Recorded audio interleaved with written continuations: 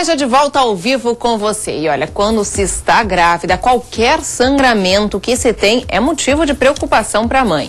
Mas será que o sangramento é realmente um indicativo, de repente, de um aborto? Quem está aqui para solucionar essa e inúmeras outras dúvidas e perguntas é o Dr. Belarmino José da Silva, em mais um quadro Saúde da Mulher. Bem-vindo, me presenteou, um presente lindíssimo de Natal, muito obrigada. Um beijo especial para sua irmã, né? A Sabrina, é isso? Silvana, um beijo pra você, adorei, tá? Merecido, né, Suzana? É uma forma da gente poder estar aqui, confraternizar e dizer que o resultado a gente vê pela consequência que é o programa em si. O mais assim, de segunda a sexta, bombando aí para todo o vale. Amém. Amém. Que assim seja. Sempre assim. Doutor, vamos lá. Esse sangramento, conforme a gente falou aí na gestação, bom, principalmente as mamães de primeira viagem, né? Tem um sangramentozinho no início da gestação, já se desesperam, correm para o hospital. É motivo para isso? Na verdade, é algo muito... Nós teríamos que ter alguns critérios para poder definir quando é que é alarmante ou não. Porque muitas vezes a mulher está menstruando regularmente ou pensa que está tendo menstruações, quando na verdade ela já está grávida, no início de uma gravidez, e está descendo escapes. E habitualmente às vezes ocorria para ela descer algum escape, então ela nem sabe que está grávida. Então o sangramento ele passa a ser, Suzana, um problema quando ele é contínuo, vermelho vivo, e não seria o período menstrual, havendo a possibilidade de a mulher estar grávida. Qual é essa possibilidade? Tendo vida sexual ativa e não tomando contraceptivo. Porque se ela está tomando contraceptivo, ela vai menstruar regularmente e mensalmente. Certo. Uma vez não tomando os devidos cuidados, haverá sempre a possibilidade de estar grávida. Então, quando tem mães que dizem, eu estava grávida e menstruava, isso pode acontecer? Aconteceu recente e, na verdade, esse menstruava, na verdade, havia uma perda de sangramento. Não era menstruação? Não, a menstruação ela é cíclica, tem começo, meio e fim e ela é habitual. Cada mulher tem a sua menstruação característica. Tem algumas que começam 2 dias no sinal, depois 2 ou 3 vem mais abundantemente e depois ela vai se despedindo, começa a reduzir. E já tem outras que menstruam 2 dias ou meio período. Então, depende muito do ciclo que a mulher tinha. Depende muito do ciclo que a mulher tinha anteriormente à tomada da pílula. O sangramento vai se preocupando quando? Vida sexual ativa, possibilidade de gravidez e não tomando contraceptivo. Se atrasar a menstruação, a primeira coisa é pensar em gravidez. Faça um teste no sangue, não de farmácia. Dando positivo, ela está grávida. Sabendo que está grávida e está com sangramento, há uma possibilidade de abortamento, que pode ser espontâneo, pode ser retido quando perde parte fetal e a outra parte permanece. E uma gravidez anembrionada, quando simplesmente há a fusão dos gametas, mas o bebê não é formado. É uma tentativa de gravidez do organismo, mas ela não se concretiza. Isso ocorre também. Então, se está atrasado, o teste sanguíneo deu positivo, tem que procurar o seu obstetra para ver o que está acontecendo. E como colocamos no começo, é uma causa muito frequente, às vezes, de casais, principalmente quando é primeiro filho, procurarem pronto atendimento e, às vezes, você sabe que são politraumatizados, ferimentos de arma branca, de tudo quanto é tipo de coisas, alcoolizados, que não é um ambiente adequado, mas que a mulher, às vezes, tem que passar, mesmo tendo uma área, Susan, específica para o atendimento, que um dia a gente pode mostrar que é uma sala de pré-parto, fazer um tour pela maternidade. Legal, isso é até uma boa sugestão. E aí a mulher vai para o hospital muito preocupada, tensa, não fica tranquila, e quando na verdade é um sangramento residual, é algo que ela engravidou bem próximo à menstruação. Então aquele sangue que estava formado, ele vai descer. Então, às vezes, a conta do obstetra não dá certo com a conta da mãe. Por quê? Porque a mãe diz assim, eu menstruei, hoje é dia 15 de dezembro. Então, teoricamente, vamos supor que ela tem engravidado 1º de novembro. Para ela vai estar de 1 mês e meio. Só que, na verdade, essa conta não tem fundamento, porque até o óvulo chegar no útero, podem levar 2 semanas. Ah, interessante. Então, e aí ela menstrua. Ela estava para menstruar naquele período. Ela engravidou próximo à menstruação. Certo. Aí o bebê manteve e o que estava feito o corpo tem que expelir. Então, muitas vezes assim, não, mas não pode porque eu menstruei. Não foi menstruação, foi sangramento. O ultrassom hoje, ele tem uma precisão, a tecnologia, de determinar exatamente o período quando no início. Porque depois dá uma margem de erro nas semanas. Mas quando a mãe tem a oportunidade de mensurar o tamanho do bebê logo no começo, não tem como errar. Você faz o cálculo de quando ela engravidou e se ela disser que menstruou, você tem que esclarecer ela. Não, estava pronta para menstruar e acabou descendo o residual, que a gente chama. Agora, assim, esse pequeno sangramento que acontece, ele tem até um mês determinado que pode acontecer e depois daquilo pode ser um risco, doutor? Geralmente, até o 3º mês, toda mãe, Suzana, pode perder uma borra de café, principalmente durante alguma atividade em casa, que exerça força, tipo assim, pegar um balde no chão. Mas qual é a relação? Flexão. Porque a compressão do abdômen sobre o útero é uma razão física mesmo. Pode forçar a placenta. A placenta nada mais é do que uma esponja de sangue. De sangue? De sangue. Aí o bebê movimentando dentro do útero, ele vai se agitar. É a mesma coisa, é como se você deixar uma esponja numa pia. Aí essa esponja ela está umedecida com água. Você vai lá, você olha, não tem água. Mas se você colocar o dedo em cima e ela estiver umedecida, a água vai sair. Porque você está comprimindo ela. A placenta é a mesma coisa, ela tem sangue. Se o bebê chuta é muito ativo, pode descer um resíduo. Mas tem que ser em pouca quantidade, a mãe não ter muitas dores, ter uma dor tolerável e imediatamente procurar um parecer médico, né? Aí está tudo certo. Pois é, mas aí, doutora, assim, a partir de que mês talvez seria assim, a preocupação? Até o 3º mês, então um sangramentozinho... É normal, pode ocorrer. Pode Agora acontecer. Tem um detalhe, Suzana. Vamos supor que uma mãe, uma gestante que está até o 3º mês, gerando um feto e começa a ter um sangramento um pouco mais abundante. Qual é a nossa conduta? Pedir para repousar e você evita até a 12ª semana, até o 3º mês, que o bebê é embrião, ele não é feto, ele não está formado. E se você fizer medicamento para inibir as contrações, você pode estar segurando um bebê mal formado.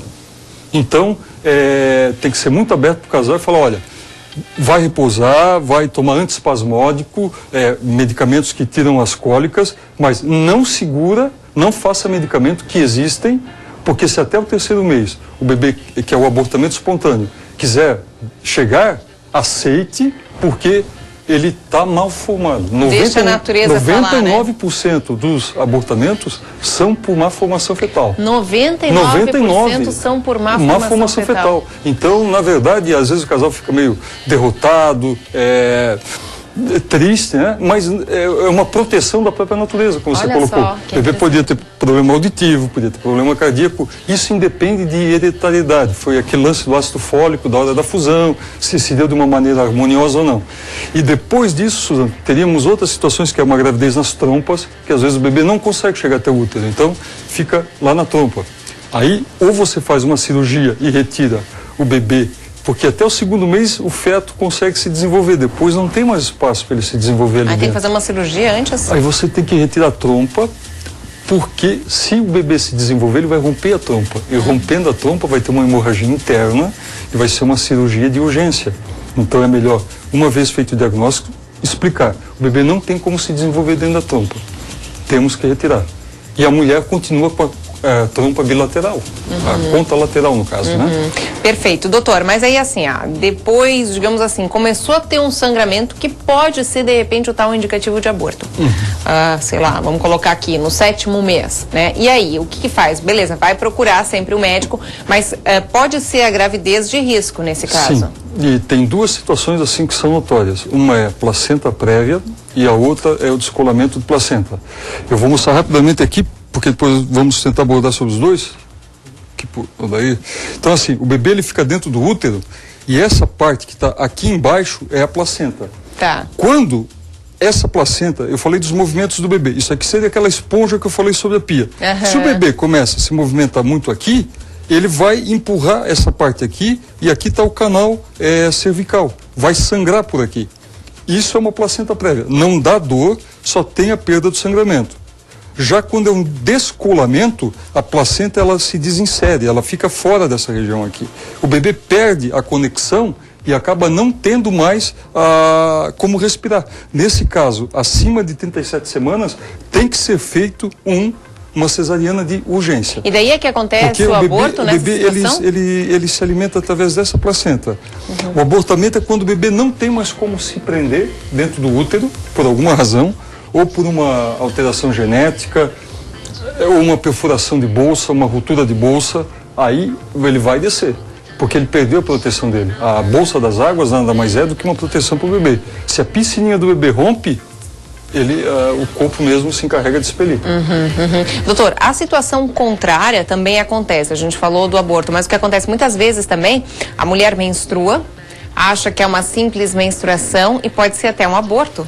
Pode, atrasa. Se a mulher não estiver tomando contraceptivo ou ela toma irregularmente, esquece do horário, não toma corretamente, eventualmente esquecer até 2 vezes ao mês, não há problema nenhum, Suzana. O problema está quando a mulher esquece diariamente. Um dia ela toma de manhã, outro dia ela toma tarde, outro dia toma à noite. Tá, mas se ela tomar em horários diferentes, essa pílula anticoncepcional, o contraceptivo? A gravidez não vai ocorrer, porque o componente que tem dentro do contraceptivo, ele dura 48 horas, mas ela vai ter escape, sangramento o mês inteiro. A gravidez está protegida, mas por isso fazer sempre no horário certinho. Por isso que se conseguir explicar aqui que quem tiver consciência que toma erroneamente, fora do horário, fora de outras situações, ou anticoncepcional, vai poder ter sangramento. E esse sangramento não é decorrente de abortamento, é uma irregularidade menstrual. Olha só. Então, o horário é importante, a hora, digamos assim, né? Porque falar toma à noite, pode ser 6 da tarde, como pode ser meia-noite. Então isso oscila muito. Então, quer dizer, como a gente se colocou ali, aquela situação de ter, de repente, ser um aborto e sem saber, isso acontece aos montes. Muito. Se não está tomando o anticoncepcional atrás da menstruação, 3 ou 4 dias depois, e as pacientes referem, dizem, olha, doutor, eu vi no bacio que havia uma estrutura grande e tal, e toquei, pegam uma luva, vão lá e mexem, esbranquiçado, e acho que eu abortei. E muitas vezes isso ocorre. Viu, acontece mesmo. Acontece. Então, aquele material, eu sempre sugiro assim, quando ocorre, para levar, põe dentro de um saquinho plástico, leva, a gente manda para o laboratório e eles avaliam e dizem para nós o que é. Aí fica esclarecido. É verdade. Alô? Quem fala? É Carla? Oi, Carla. Você fala de onde, Carla? Falo de Itopavazinha. Aqui de Blumenau. Perfeito. Carla, qual a sua dúvida? Minha dúvida, assim, eu fui mãe de gêmeos, né? E, assim, até ocorria bastante sangramento na minha gestação, porque eu tomava anticoncepcional e, na virtude disso, eu não sabia que o antibiótico cortava o efeito. E ele, exatamente nesse período, ele cortou. Só que como eu sou uma mulher de centímetros baixos, 1,53, pesou muito a minha gestação. Até um dos gêmeos veio a falecer. Só que, assim, a minha dúvida é assim, a doutora pediu para mim fazer uma cirurgia logo após os 2 anos de idade, com a minha bexiga ia baixar muito. Eu queria saber com o doutor se, devido ao meu sangramento, que eu sangrava direto, isso pode ter afetado em alguma coisa. Interessante. E aí, doutor? Assim, obrigado, Itopavazinho, obrigado, Carla. Bacana. Tem várias, gostaria de desmembrar. Primeiro, realmente, antibióticos retiram o efeito, reduzem o efeito do contraceptivo. Foi ótimo a Carla ter colocado ela isso pra gente colocou vários pontos, Carla. Vou tentar pegar o gancho aí. Então, antibiótico, anti-inflamatório e analgésico, tomando com frequência, pode haver a possibilidade de ter uma gravidez sem a mulher ficar sabendo. Certo. Bom, aí ela colocou que tem uma estatura mediana ou baixa, né? Eram gêmeos. Então, houve uma desproporção entre o biotipo dela e a gemelaridade. O que aconteceu? A Carla deve ter tido uma sobrecarga muito grande durante o pré-natal, um desprendimento físico mesmo, para poder gerar.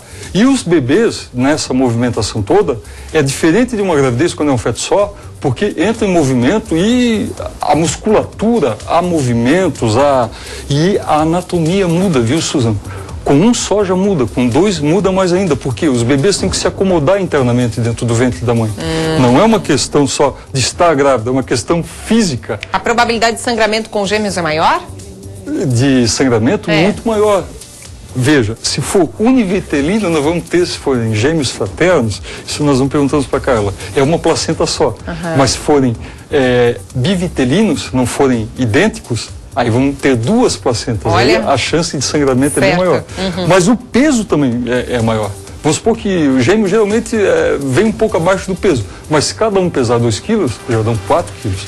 Mais em torno de 1 quilo da placenta, 1 litro de líquido amniótico, toda essa estrutura na pelve empurra a bexiga para baixo. Então, pelo que eu entendi, a Carla quis saber o seguinte: se o sangramento que ela teve durante a gravidez possa ter levado a ter que fazer depois uma perineoplastia. Quando certo, ela fala foi isso que ela colocou. Carla, eu acredito que não. O que fez foi que o peso dos bebês e a sua estatura comprimiu muito a estrutura da pelve e pela compressão a bexiga desceu. Mesmo que tenha sido feito cesárea, Susan. Porque de pé e com os dois fetos se movimentando e ganhando peso, mais o líquido amniótico placenta, altera a anatomia. Aí ela fez uma plástica ou uma perineoplastia, que é a reconstituição do órgão genital. Legal a gente ter colocado isso também. Temos mais uma ligação. Alô, quem fala? Alô? Opa. Caiu a ligação. Pode retornar, tá? Você que estava ligando, pode retornar para cá que a gente volta a colocar a sua ligação no ar também. Doutor, o fato de sangrar, de repente, numa gestação, a probabilidade de sangrar na outra também, ter esses escapes, conforme a gente falou? Não guarda relação. Não tem nada a ver. A mulher pode ter, é a mesma coisa como o abortamento, Suzana. Tem mães que, fatidicamente, às vezes tem um abortamento na primeira tentativa ou na segunda. Quando engravida a terceira vez, chegam totalmente desesperançadas no consultório, achando que aquilo ali não vai ser mais viável, que é uma gravidez que não vai evoluir. Não, simplesmente foi naquele momento, não é de caráter hereditário, não é de caráter genético, foi no momento da fusão dos gametas, do óvulo e do espermatozoide que gerou aquilo ali. Então, o sangramento também é individual.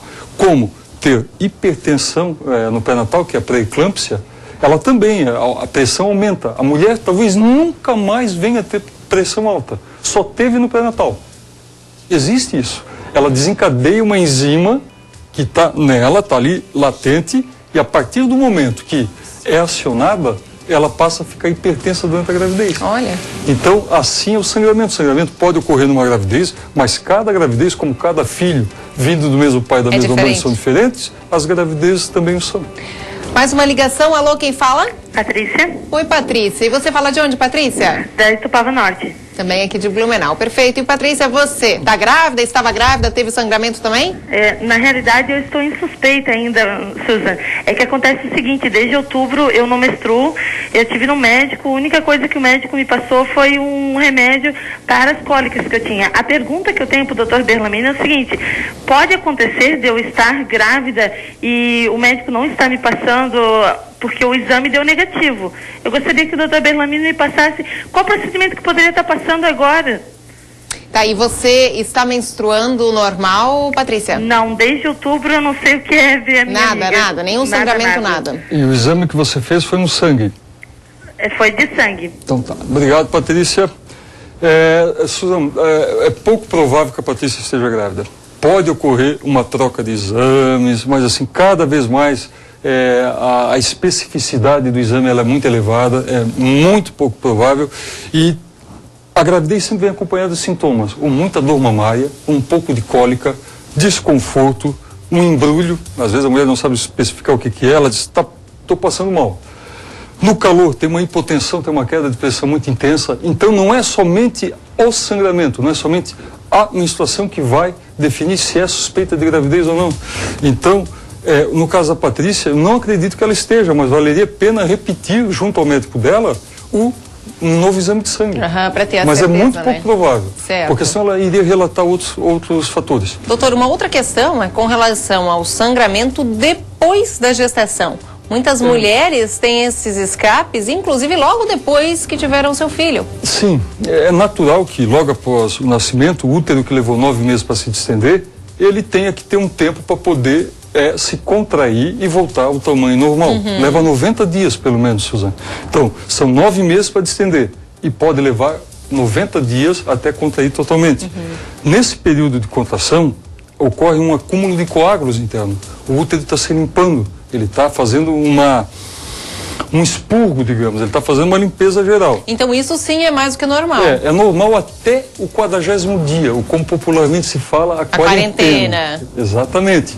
Mas se depois de 40 dias, ou então antes disso, a mãe for no banheiro, vai urinar, aí tem que fazer força, e junto com a urina descem coágulos e são fétidos, são meio amarelados, tem uma característica diferente, e ela lhe comunicar ao profissional que atende, tem que averiguar, porque às vezes pode ficar resíduo de placenta, não é um erro médico, isso pode acontecer porque às vezes a placenta é muito aderida e ao nascer, por mais capacitado que seja o obstetra, pode ficar um resíduozinho, mas aí tem que ser notificado tem como limpar isso aí, tem como retirar esse resíduo. Outro problema que pode ocorrer, tem mulheres que têm problema de coagulação, hemofilia, por exemplo, e não sabem, vão saber depois de uma cirurgia. Então, são situações que podem fazer com que a mulher sangre a mais sem ser patologia. E uma outra situação é a atonia uterina, quando o útero, ao invés de em 3 meses, ele leva mais tempo. Como todo mundo tem um período, por exemplo, as meninas geralmente menstruam com 13 anos, tem outras que menstruam com 16. Tem úteros que estão totalmente contraídos com 90 dias, mas tem outros que vão levar mais tempo. Gente, é o organismo de cada um nessa situação. Tem que individualizar. Exato. Por isso que eu falo para a Patrícia que a gente tem que focar e tentar estar atento e acompanhando. Gente, passando os contatos do nosso Dr. Belarmino José da Silva, o telefone é o 3326-0102, 3326-0102. Dr. Belarmino, obrigada, show de bola, Feliz Natal aqui, perante todos, né? Obrigado, eu quero deixar aqui claro, ao Caio, que está aqui na minha frente, o Dair, 1 e 2, Cristiano, a Lili, a Beta, que não está aqui, mas a Teca, enfim, Danúbia, Mariana, sem exceção. E dizer obrigado pela oportunidade, me sinto em casa e o que der para esclarecer, pessoal, fique à vontade, porque estamos aqui cumprindo via tecnologia, mas tentando cumprir o nosso ofício. E fizemos com o coração. Perfeito, doutor. Obrigado. Como sempre, muito obrigado. Um beijo imenso.